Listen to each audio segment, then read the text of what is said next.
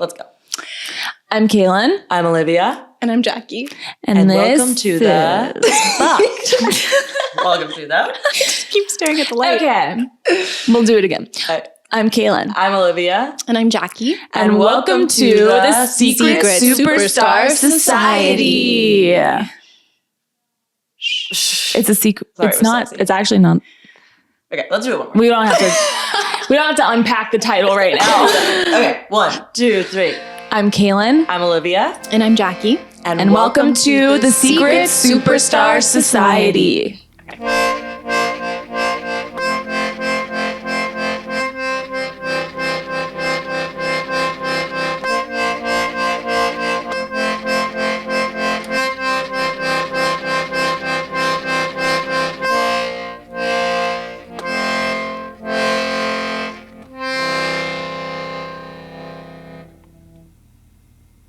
Let's each give our little 1 minute or 1 sentence explanation, and then we'll build off of that. Yeah. Okay, so in 1 sentence, what is this podcast about? Okay, so to me, it's mostly an effort towards community and sort of towards creative recovery, all of which I feel like are words that are kind of vague and a little meaningless, but we're trying to give them meaning. So we're going to engage in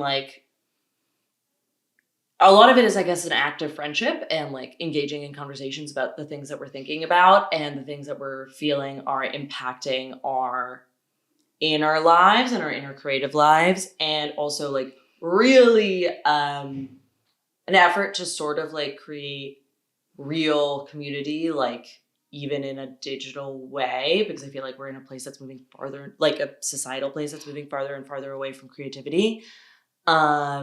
This is 20 sentences. Sorry. It's great. It's definitely more than 1 sentence. Okay, well, does someone else want to fucking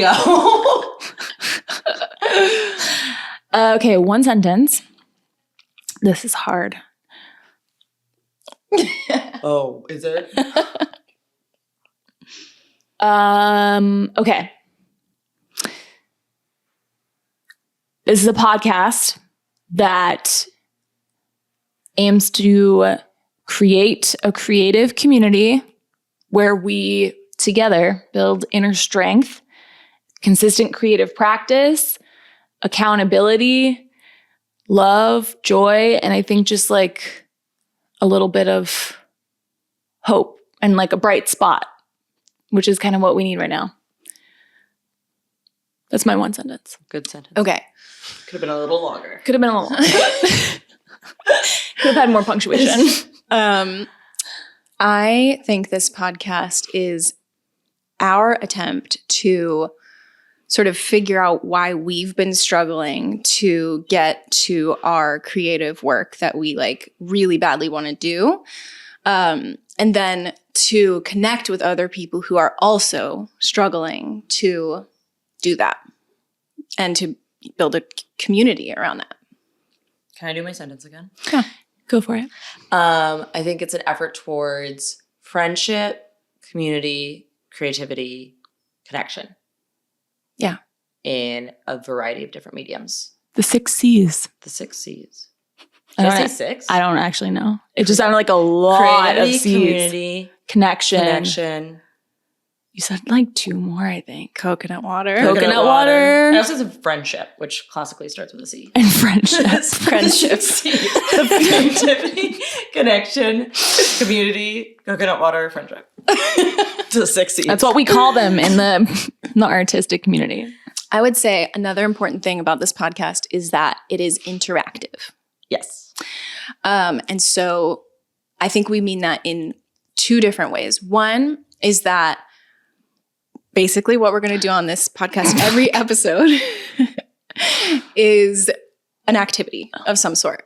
We want to take some sort of active step or do some sort of creative thing or self-reflective thing or something like that every time we get together in order to try to get inspired and break through our resistance and procrastination and stuff like that. And we want our listeners to join our free Patreon group in order to do the activities too and tell us your experience of them. Tell us how it went for you and share anything that you make. So that's one way it's interactive. And then the other way it's interactive is we want to eventually host all sorts of different kinds of actual events and meetups online and in person, so that it's not ever just you're listening to us do stuff. We want like the listeners' voices in the podcast and in the events as much as possible. Before we go any further, I think that just we need to really quickly explain, because this is not going to be the last time it comes up. Oh.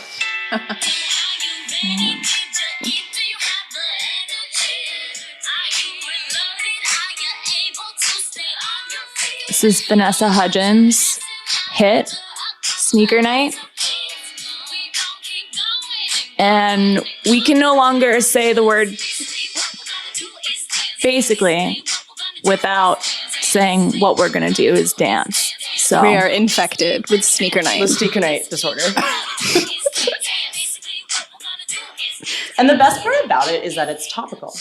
And it's a song everybody's talking about right now. It's a song everybody's listening to right now. So I'm glad we're bringing it up. And it's going to factor in a lot.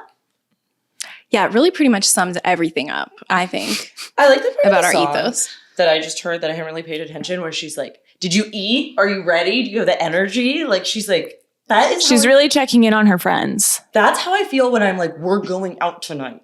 Everybody, like, you have to be like, it's not fun anymore. Like, you have to be ready to go out and dance. What else is our point of doing this?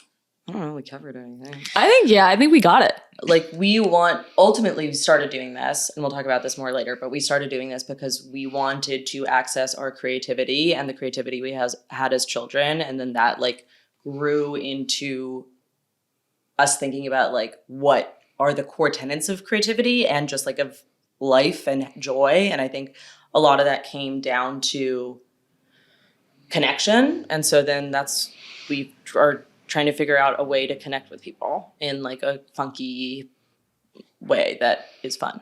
Yeah. And I think maybe like just small backstory is that we all met teaching at a school, high school and middle school for kids with learning differences and behavioral difficulties.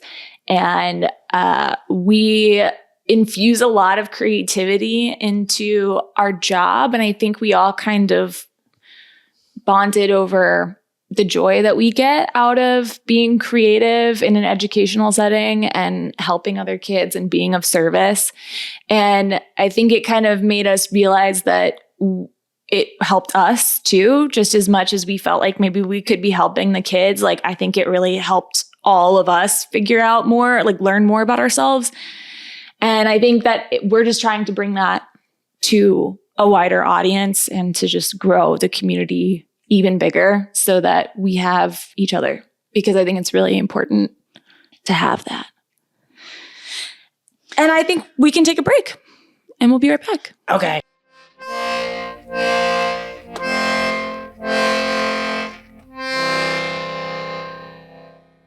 Okay, welcome back. So before we dive into our activity for today, I think we should probably explain a little bit about how we're going to be structuring these episodes and kind of the podcast in general. So So basically what's going to happen is every episode is going to be centered around like a particular topic. In the previous episode, we're going to tell you what the topic is for the next week. Over that week, we're going to think about it, and hopefully you guys will think about it. We're also going to suggest when we introduce the topic for the next week, we're also going to introduce the activity. So over that week, in the gap between the episodes, y'all are going to work on the activity and share your responses on the on the Patreon. Patreon. And then in the next episode, we'll talk about the topic. We'll read or share what you guys have given us of the activity, and then we're going to do the activity. So that's what we mean by like centering the audience's participation. Like, in many ways, the stuff that the audience does is going to be the centerpiece of the episode. Yeah. And then we're also going to like engage in like discuss what we've been thinking about in terms of the topic. We're going to have like a sort of free-form conversation. Yeah. Etc. Okay, so today is going to be a little different than usual because we don't have any listeners yet. So we don't have any listener feedback to share before we do the activity. So we're going to do an activity today called a creative autobiography, basically, because we just think it's like a good way to kind of introduce ourselves. And it's often done as like an introductory exercise in creative arts therapy. You guys can optionally do that if you want. We'd love for you to do that. But we're going to share a separate activity at the very end of this episode for you guys to do over the next week, so that when we do it next episode, we can share your experience of how it went for you on the spot. Does that make sense? Yeah. Yeah. I think so. So you guys don't have to do the activity that we're doing right now, but you should do the activity that we introduce at the end of the episode for next week. Which will be similar. We're basically our topic and like what we're working on in general is like looking at our creative paths up to this point. Mm-hmm. Our creative histories. And like et cetera. introducing ourselves to each other kind of. So should we get to work? Yeah. Yes. Okay. Do you want to explain what the thing is? Yeah. So this is an activity that I first learned about when I was doing an expressive arts therapy training intro weekend thing through this, the Expressive Arts Institute in San Diego, this woman, Judith Greer. Not Not Judy Greer, who played Kitty Sanchez. And who I saw at a museum once. Who I love. So basically what we do is we'll give ourselves maybe like 5 minutes to, on a piece of blank paper with a marker or pen, pencil, whatever, draw a line that represents your creative autobiography. Mm-hmm. So like however you want to represent symbolically, you know, times when you felt the most creative, times when you felt the least creative, times when you had a breakthrough or you were like completely blocked. If you want, you can add like symbols or colors to the line. And that's it. We'll just take 5 minutes to do that real quick. Cool. And then afterwards, we're going to just free write for 5 or 10 minutes about that line that we drew, basically. Yeah. And for all of you perfectionists out there who are probably like 5 minutes is really not enough time for me to do something. Why are we rushing this activity? This is actually, for all the education nerds out there, this is actually something that really helps the executive functions of the brain, is to set small time limits, and it helps perfectionism as well because you can't think too hard about what you're doing. You just kind of have to vomit stuff out onto the page, and then we edit things afterwards. If that's even part of the activity, a lot of times it's not going to be. Yeah. But yeah, this is not about like doing the best work you've ever done. This is just about doing something, and don't judge it. Just let it be a thing. Yeah. And this is called a multimodal exercise where you start in one medium and then you kind of translate what you made in that medium into another medium. Just a factoid. Okay. Cool.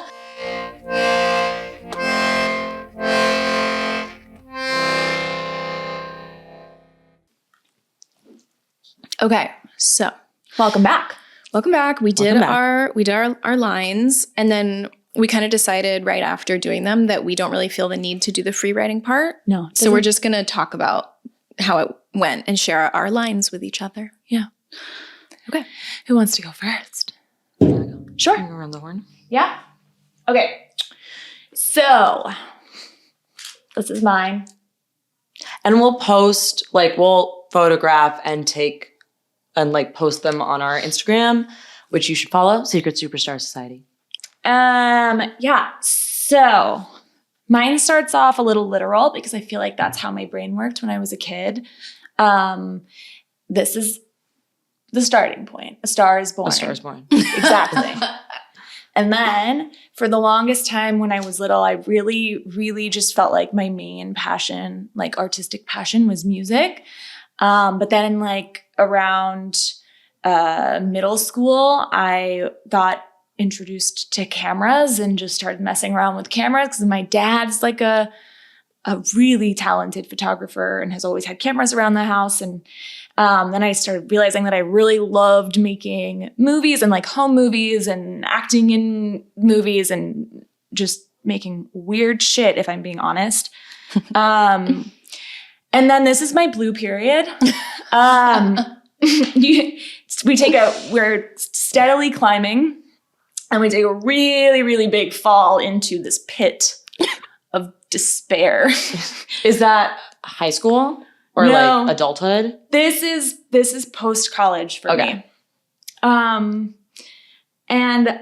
you know, I don't know if I need to like get way into the weeds of it now, but it was around this time that I was assaulted, and I would love to spend an entire episode actually just talking about how that particular kind of trauma affects your sense of self and creativity. We don't really have time for that. So I'll just say that it really messed me up.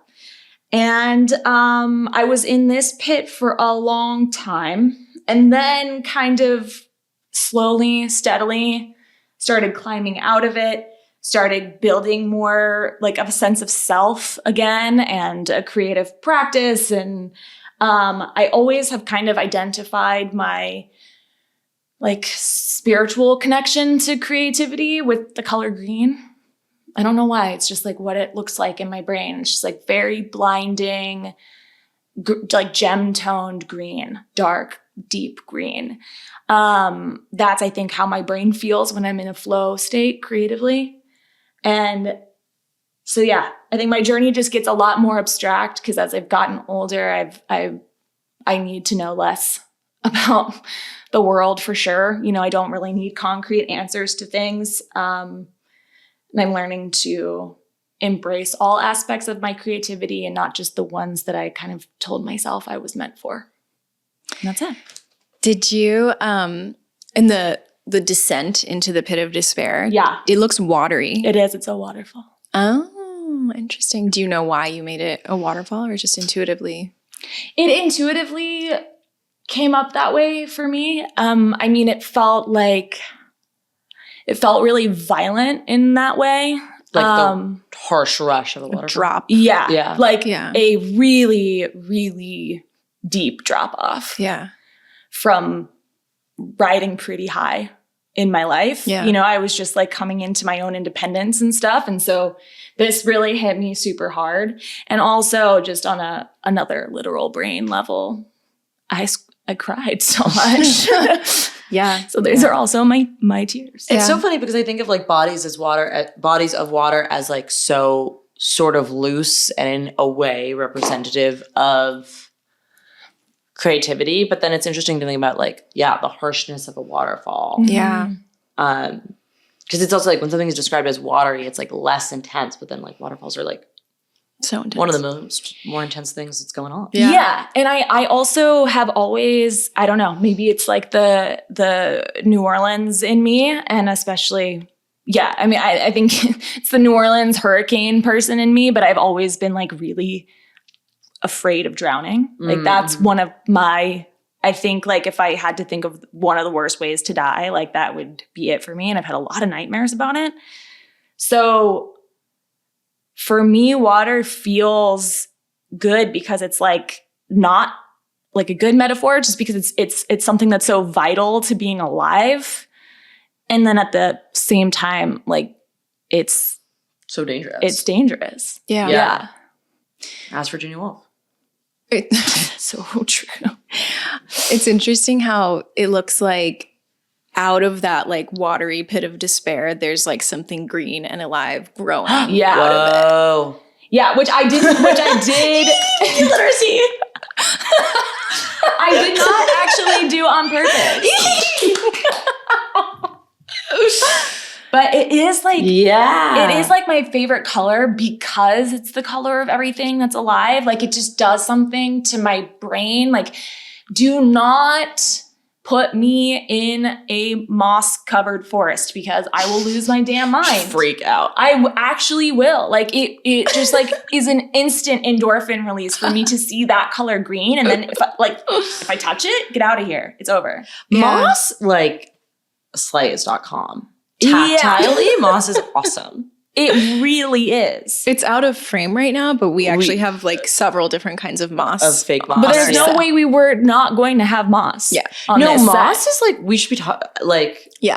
We should be talking about moss more. because Moss We also played a big role in my childhood. Let's talk about Same. moss, baby. well, my mom, my mom, I Is think moss. maybe is moss. It's My called my moss. mom is Moss Monster, and I actually just called her. I call her Moss. Moss. Yeah, what Idiots. we're saying is profound. But my mom took me to Switzerland for like an early 30th birthday present this year. And it was like such an amazing trip. And we were on a hike together and we saw like this crazy blanket of moss. And I just like was like, Mom, I have to go touch that. And she was like, me too. Oh my God. Phenom.com. Yeah. My mom, if I have anyone to thank for my love of moss, it's my mom, Moss. My boss. Moss really was a thing in my childhood too. Yeah. Like there was a fascination Because with it. it's very It's very. And it's like, because there's something like otherworldly about it. Yes. And it's so tactile and it feels like it's like a safe element of nature, which Totally. can often feel unsafe. Totally. It's like fuzzy, like carpet. Yeah. And it's like livable and like, It's also Yeah. just lush. Like moss only grows in places that are like super lush damp. and there's a Yeah. lot of moisture. Mhm. yeah, we had a lot of moss around our house. Yeah, we do too. Swamp. Yeah. We're swamp girls. We're swamp They're girls. swamp girls. She's desert. Desert/indoors. Really. Which is also Yeah. a cool ecosystem. yeah. We love agree. all ecosystems. All of fucking them. love swamps. Every single Wait. one. There's not a bad ecosystem out there. What are the ecosystems? Amazon. No. Rainforest. Rainforest, desert, Swamp. Mountain? forest, High desert? mountain. I don't think we know. Jungle. Oh, that's rainforest. Rain, Or I Then actually there's don't think we jungle. contain this information in our heads. Savannah. Savannah. Isn't that desert? The plains. Deciduous forest. Deciduous Okay, forest. this is like- oceans. This we're wrong. We're wrong. We're wrong. Lakes. I think what we're saying is wrong. Streams. That's all of them. Okay. Icebergs. Really good. Cool. Inside of a mouth. Inside of a mouth. Okay, anyway. For bacteria, that's true. That's true. Do you want to share yours? C'est moi. Olivia? Yeah. Okay. This is mine.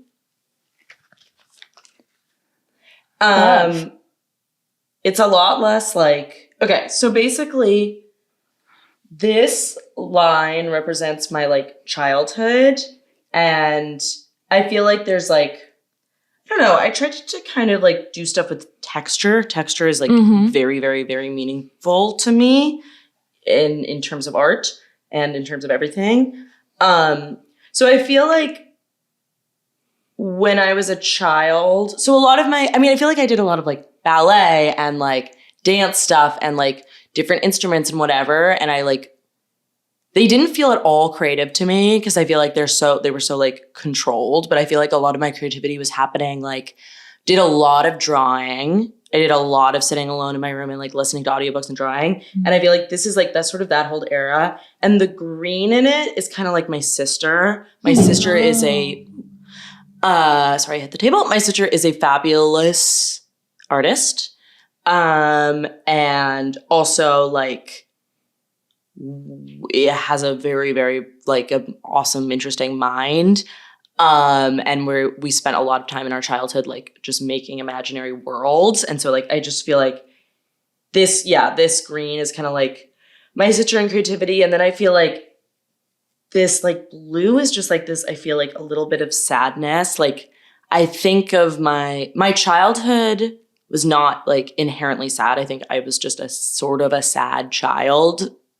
It started one day. Me too, girl. And then I was. All love to my parents though. Love ya. I'm not that sad now. And then this like kind of intense pink line is when I went to high school because I was doing like I was in this really intense visual arts program and this really intense like theater program. And I was being really creative and I was using my mind in creative ways, but it was so intense and it was like so foreign output. And my art teacher hated me. Only student, she's never hung a piece of art up of theirs on the wall of all of her students. Shout out Michelle Cobb. Hot son though. And my theater director thought I was stupid as fuck. All love to her too. But I do feel like I just had this sort of inherent belief in myself where I was like, I know you guys don't like me, but I'm like kind of trying to have fun. Like all love. And they were like, stop trying to have so much fun and like be better at this. And I was like, I'm going to be as bad as I want to be and enjoy it. Vibe out. Kind of. But then it was also really stressful because it was like I was very, very stressed all the time and a lot in high school, and a lot of my stress had to do with like my artistic output. Yeah. Because the programs I was in were so intense. And then this is me in like college where I was like, I feel like my creativity like dipped even though I was doing creative writing. But this is also where like substances started to come into the mix and started to like cloud things. But it's also when I got into education, which feels very vital to me creatively.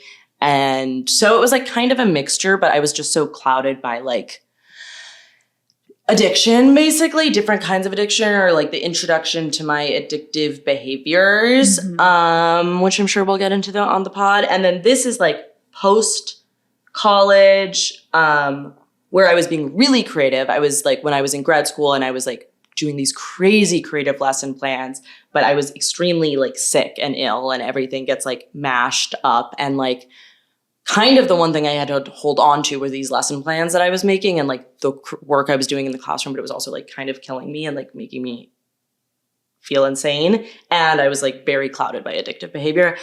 And then I went to treatment, blah, blah, blah. And I got better, but I feel like a lot of my creative output and what I was doing had to do with like the substances I was consuming, which were not crazy. I was not like ever addicted to like crazy stuff, but it was like I have really severe learning disability, or not really severe, but I have learning disabilities and I was on medicated from a very early age. And then I started like self-medicating to like deal with the side effects of those medication. I feel like it just like spiraled into this thing, which was really conducive to making stuff, but then not conducive to being happy or having a sense of self or having any sort of regulation or non-compulsivity in my life. Yeah. And then I had a breakdown and then I went to rehab, which was completely fabulous. And now I do feel less creative. Even in my educational practice, I feel less creative. I feel like I draw way less. It's been harder for me to write, like, et cetera, et cetera, et cetera. So this is like, yeah. I was going to ask Olivia about yours. There is a very steep drop off at the end. And it hasn't gone back. This? Yeah. Yeah. And it hasn't gone back up yet, at least how you've drawn it. Is that how you feel? Like still kind of at the bottom of a big drop off or? Yeah. I think I'm maybe like working my way out of it. But I feel like even like recently I've been trying to take these creative writing classes and whatever. And I have creative output, but it doesn't feel like maybe inherent or like an easy flow. You know what I mean? I don't know. There's just like, I don't know. Yeah. I don't think of myself. I don't even think of like the number one way I think of my creativity, which I feel like I've said a million times already, is through my teaching practice. And I don't even feel right now particularly creative in it. Yeah. Which is, I'm finding a little frustrating feeling, but it's like just hard in our place of work because they don't pay us anything. Do you feel creative in this? This I feel creative. I mean, I feel like very creative, like making this. And I like, this is why it's like why I want to do this. But it's like, this is the first episode. So perhaps the line should Jury is out. Jury is out. I don't know if I'll ever be creative again. Stay tuned. Stay tuned. Watch this space. Okay, here's my thing. I'm Jackie. Here you go. Do you want me to hold it up? Sure. Thank you. I should hold yours up too. Well, maybe not in front of your face. Okay, so Whoa, we have similar things. we have similar Yeah, things. you I was do. like excited to talk about it. Whoa. Yeah. Okay, so started at the beginning with like childhood, which to me was like a very magical, very creative time. Like my mom is an incredible artist, and we were just always doing arts and crafts and different creative activities. And I was just always thinking about like fairies and magic and witches and Mhm. all of those things. So I've got like hearts and sparkles and pink and orange. And then there's a drop off at high school because in my childhood and up through like 5th grade, I was like very confident and wacky and outgoing, really. I mean, always kind of shy, but I was confident. Like I would try out for the school plays and like do stuff like that, do performances and things like that. And then once I got to high school, And puberty took your soul. puberty took my soul. And I Yeah. went to a like private school that was just so kind of snooty, snobby, status obsessed, superficial. It was just everyone was trying to be so hot and everyone was also trying to have like the most expensive stuff. And like this was in Los Angeles and there were like famous people and famous people's kids and it just like, and also just like teenage boys. And I don't know, I basically just, I shut down totally and like went completely inward. Stopped trying out for plays after getting rejected several times by my junior high theater teacher, who I think didn't like me. Yeah. Fuck our theater teachers. Yeah, honestly. Or unless Caitlin liked hers. I didn't have one. Great. I didn't really need acting coaching because it just came very naturally to me. So I didn't have a teacher. I'm self-taught. Yeah, you didn't want to get in the way of your Shut natural up. talent. Anyway, so I was just like overcome with all sorts of social anxiety. And so like all I wanted was to like be brave enough to take a creative writing class in school. And I was way too scared to do that, even though I would like write on my own. And I would in my room would be like, have this like rich inner world, you know, but it just, I couldn't share it. Then I went to college and I went to school in New York and I made some fabulous, fun, creative friends. And it was so cool being in New York. And then I finally like worked up the courage to take some creative writing classes. I took poetry workshops. I loved writing poetry in college. And that was some of like the most creatively alive memories I have of just like walking around New York trying to like figure out a poem in my head.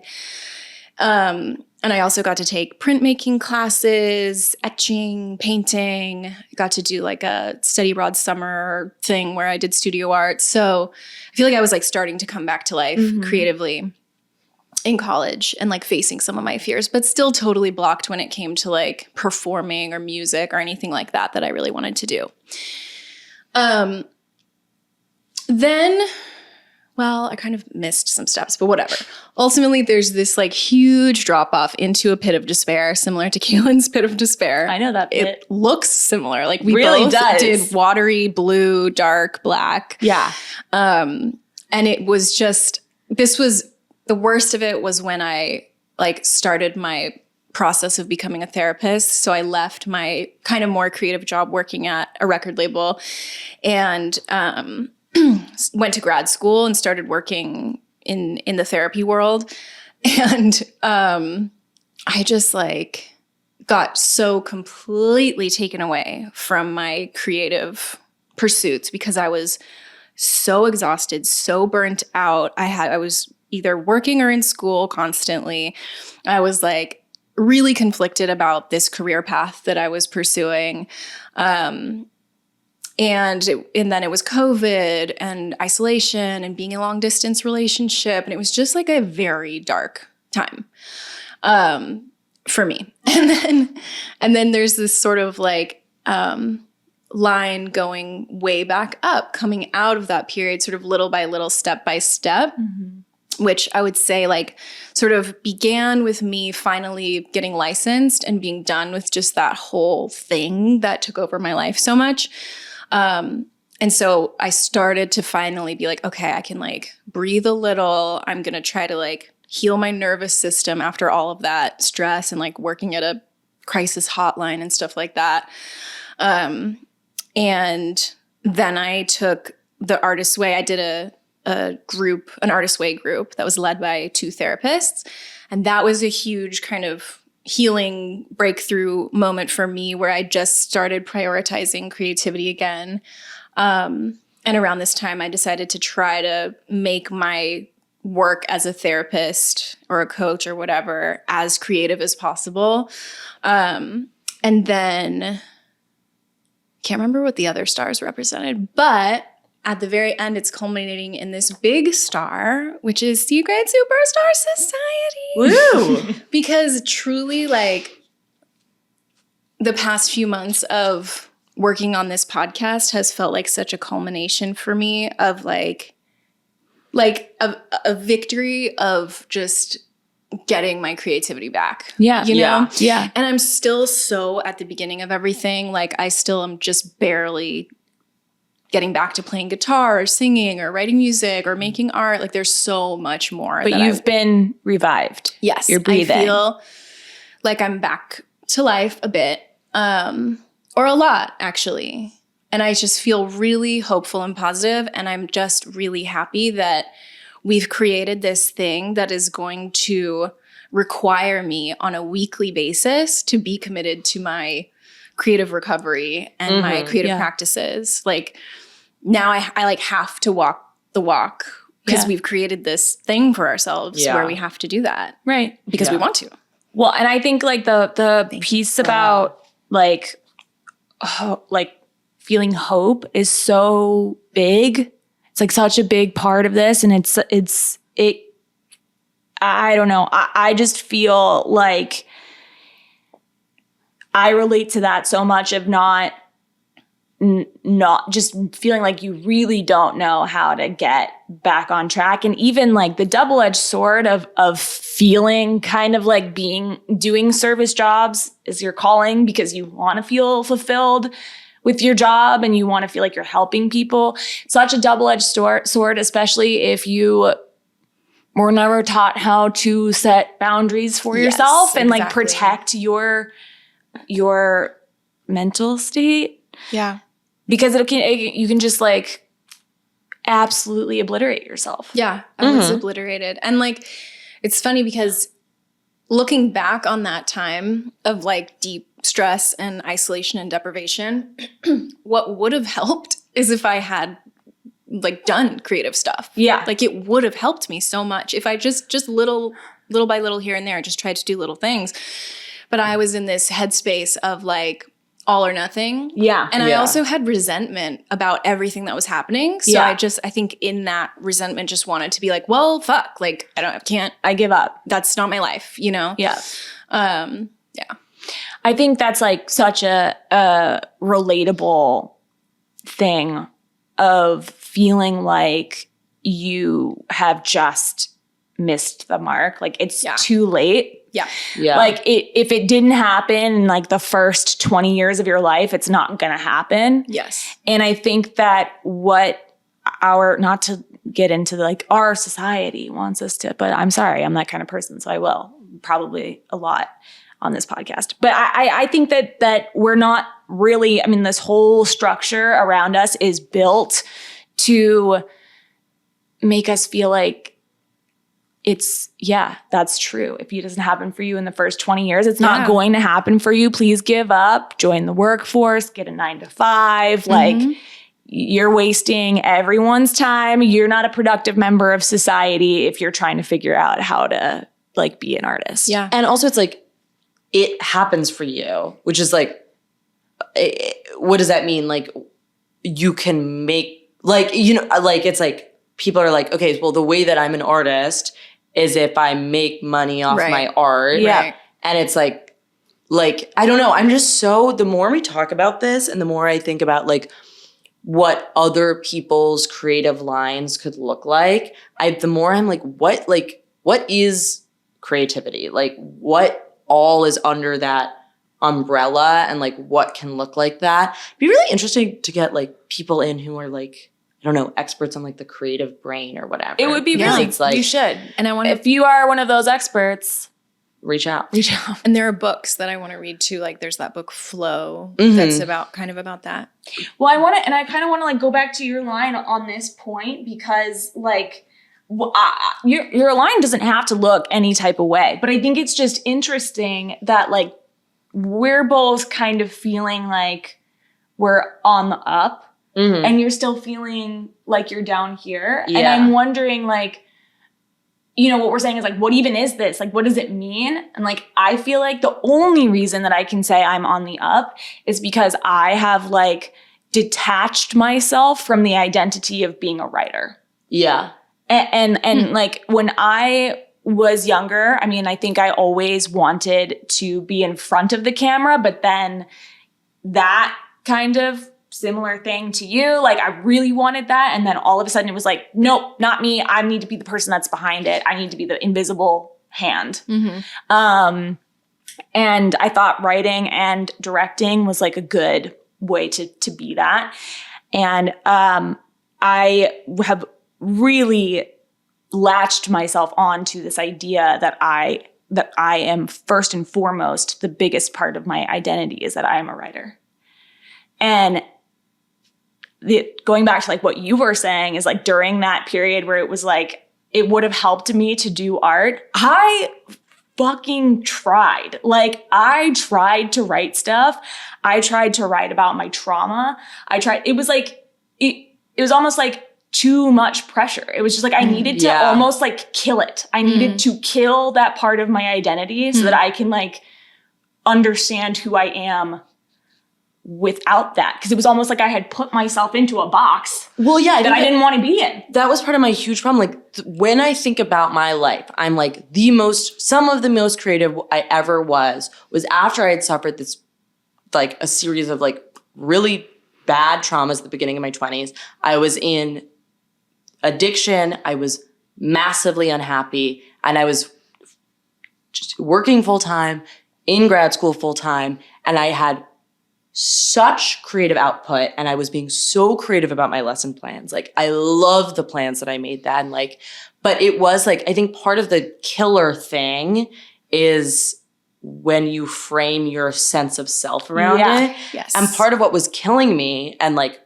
part of the reason that I knew I was like, I need to get out of, like, I need to go get help, was like, if I felt like my like identity as a teacher was so important to me, and I would stay up all night doing these like crazy complex lesson plans where I'd be like, I'm hitting this for this kind of student and this for like the ESL students and like blah, blah, blah. And then a student would be like, I'm bored. Because like a 16-year-old like doesn't really care about the French Revolution. And I'd go and I'd be like, I'm having a panic attack because I'm like, I've worked so hard on this thing. And this is who I am. And if you're bored for 1 second in my classroom, like, who am I and what am I? And it's like, that's completely unsustainable in a high school. Yes. Well, I mean, that's how I felt every time I would give a piece of writing to someone and they'd be like, well, actually, I don't know if this is like really relevant to what you're saying. And I'd be like, oh, I'll go kill myself then. Because it's like, you just did it for me, actually. Yeah. Well, that's what I was thinking too. It's just like, I had so many like fucked up ideas about creativity and being an artist that I have had to work through over the past several years to even be able to do anything creatively. Like I was putting so much pressure on like, I need to be like a genius songwriter, you know, or like I need to like make something so special to sort of like make up for my other shortcomings or whatever, you know, or make something so special to justify like why the fuck I've been talking about this for so long. Exactly. You know? At a certain point, you're kind of like, I've talked a lot. Yes. Yeah. And I've got to have something to show for it. Yeah. But I feel also like, I don't know, just like that whole period of being in the trenches of therapy stuff and just like time passing and getting older and all these things has been really humbling for me in a way that I really needed, so that I could like understand creativity and art making as something separate from just like, let me prove to everyone that I'm a genius, you know? Yeah. No, seriously. Like the creative genius thing is so prevalent And I think just having so much of your ego involved in art is so prevalent because we're coming at it from like a can't fucking say that word, monetization standpoint, because we're looking at it through the lens of capitalism. Yeah. And it's like, okay, whatever I make has to be a magnum opus because making something just for fun is like kind of a waste of fucking time. What's the point? I am interested in this idea of like the degrees to which we all tied our identities to this like kind of output. And I just think it's like, I don't know, it's this really interesting, I guess it's this like, this interesting product of like an individualized society where we feel like our identities need to be tied to like some external thing. Like I think so much of my like addiction stuff, especially like my like process addictions, were about like feeling a lack of identity. So it's like I have to tie it to, you either tie it to work, which I think is like where a lot of like workaholism comes from, or you tie it to a sexuality or a romantic relationship, or you obfuscate your identity by living like separate secret lives, which is a big part of addiction. And like, I'm just so interested in like a society that places so much emphasis on a piece of identity. But then I think because identity is maybe so, I mean, my perception of it, identity is so tied to values and we're so separate from like, I think our inherent like human values in our society that it's like, then we have to externalize our identity in some way. Like I think a necessary human value is community. Like that's what we needed to establish and like participate in to survive and grow as a species. But then like we're such a non-communal society that it's like, okay, well our identity is something external and it is this. And if we don't have this, then it's like completely over for us. I don't know.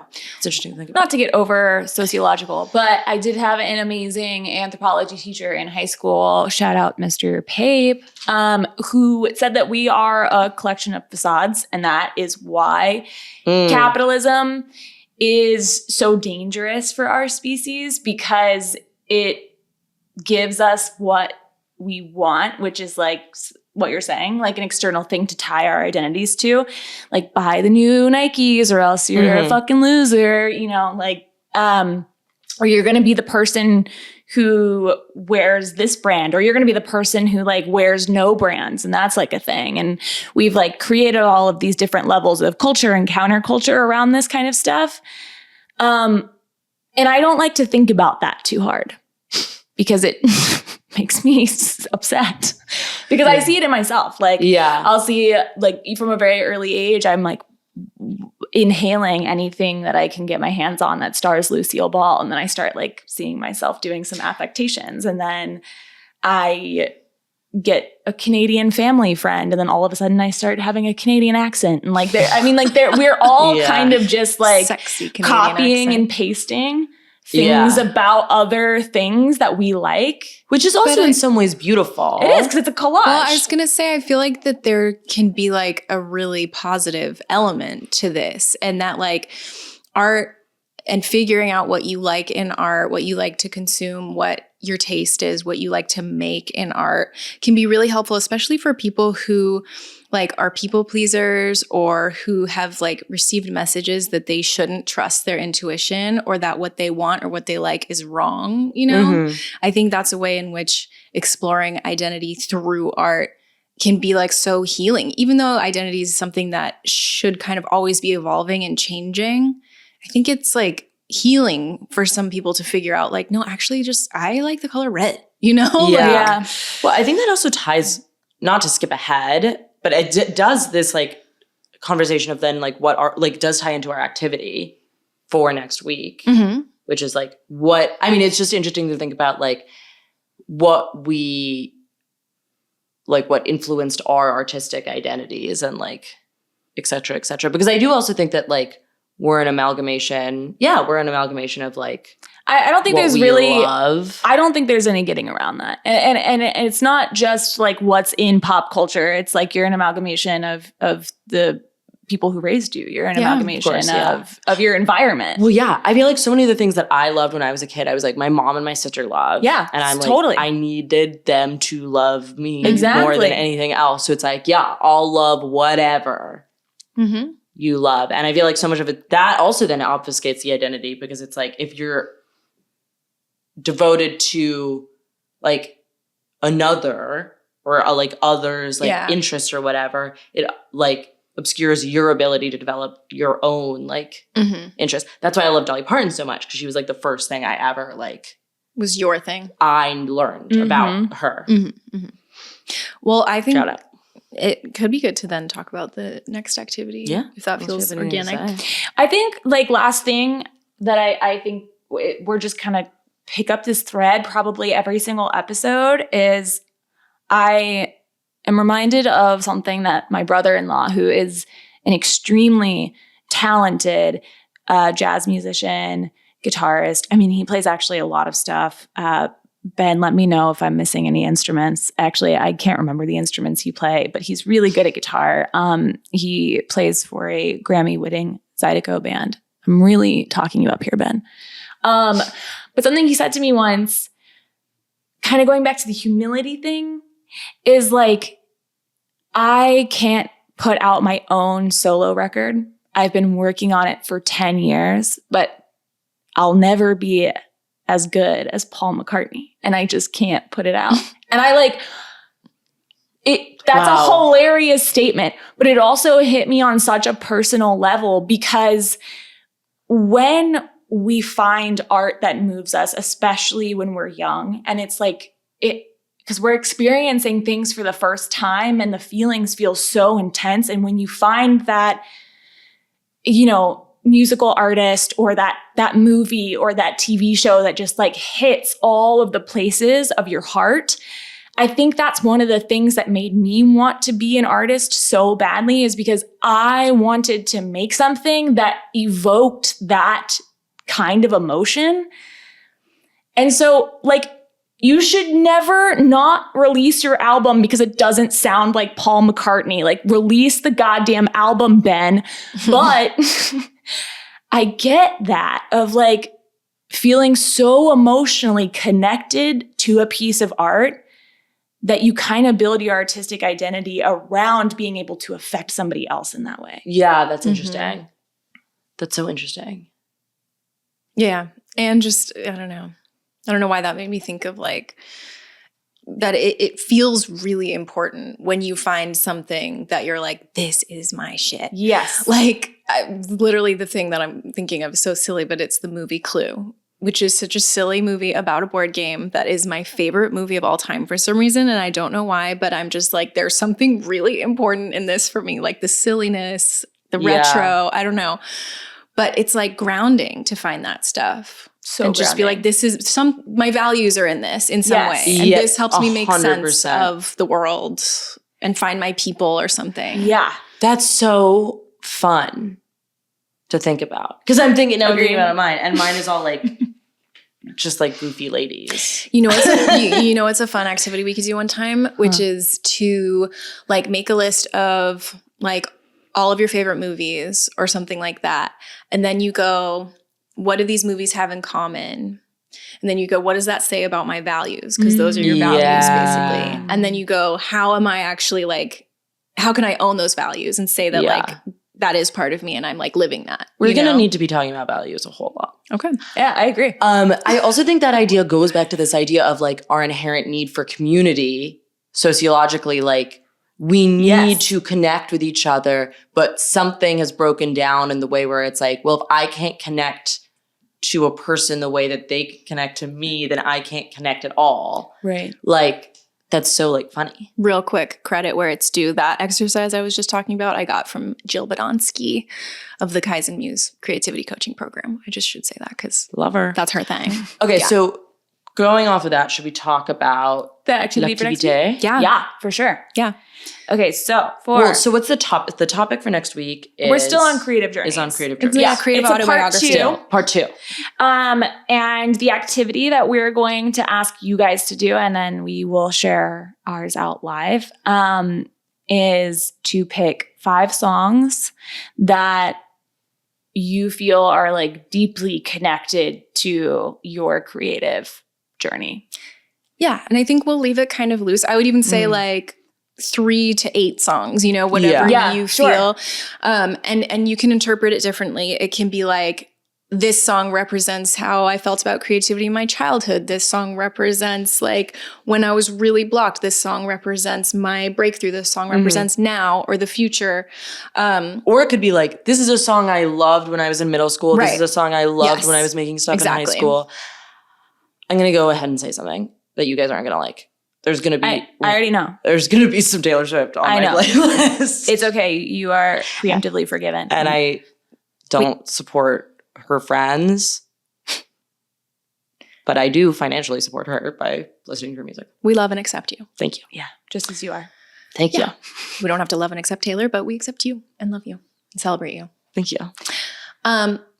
So you can like comment your playlist on the Patreon. We'll have a post specifically for that. But I think if you just want to submit the songs and not leave a comment about what each one means, that's okay too. Yeah, do whatever the hell you want. I would encourage you, like, if you want to explain why this is significant to you, but feel free not to and just let the songs speak for themselves.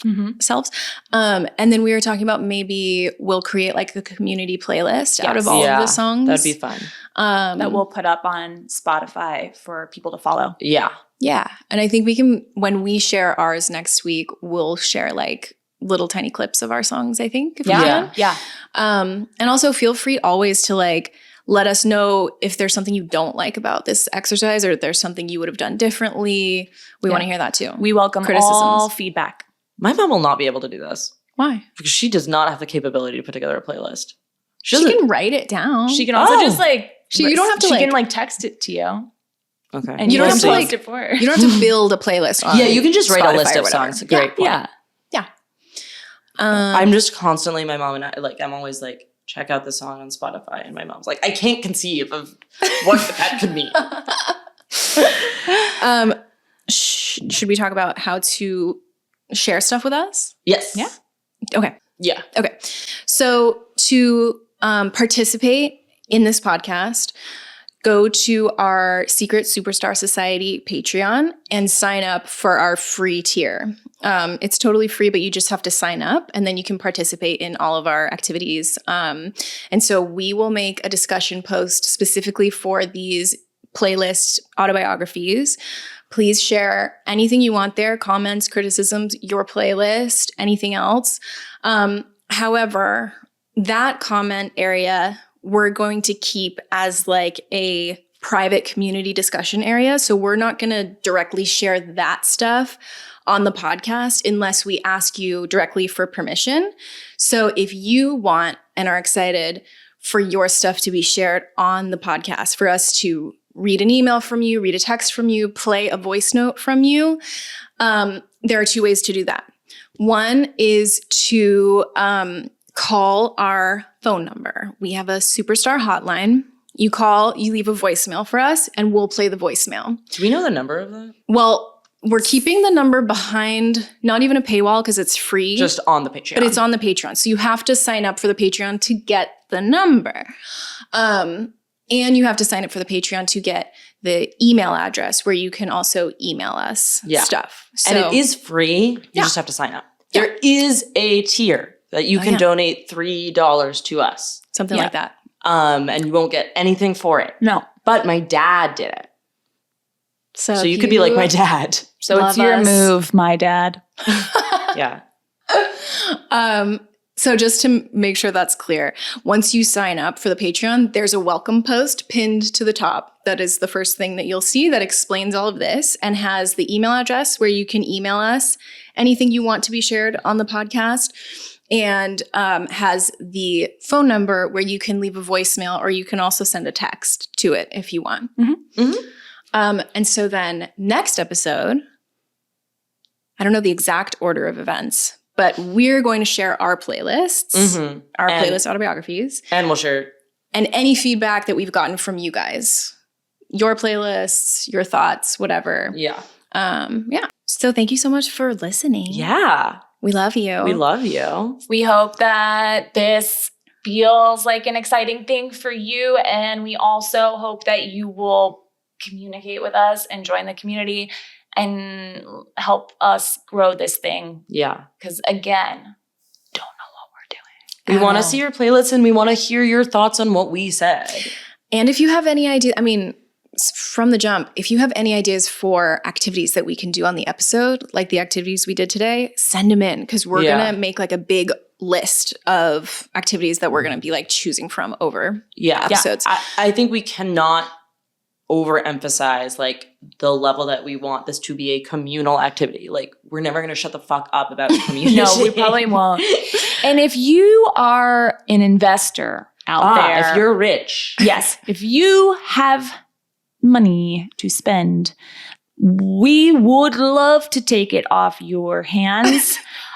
We have some really cool big ideas that we want to do for workshops here in LA for our local community, and just for like episodes in general. So, and just like things we want to add to our set and like creative ambitions that we have. So if you have money, we will take it. Please. We have like really big dreams that we haven't even gotten into. And very small wallets. We will over time, like, you know, maybe one day opening a physical space where we can get together and do all of this. Yeah. I mean, sky's the limit. We could go on. We will. And we will. But if you want to invest in the pod, we'd love that. We love it. We are very interested in that. And that includes my parents. They also, want to go ahead and invest in the pod. We'd love to see it. All right. Lastly, also follow us on Instagram, YouTube, and TikTok at Secret Superstar Society. We're going to be posting lots of stuff as soon as we edit this episode and it's ready to go. Yeah. And join our Patreon. Is there anything else like that? Oh, review, subscribe, rate the podcast. Oh, that is that'd super be cool. helpful. Yes, that would stars. be cool. And I'm looking for a romantic relationship. So if you know anybody, or you. And I'm looking for someone to teach me how to play the accordion. So just get back to us. And until then, take good care. We love you. We love you. We'll see you next time. Secret Superstars. Secret Superstar. Secret Superstar.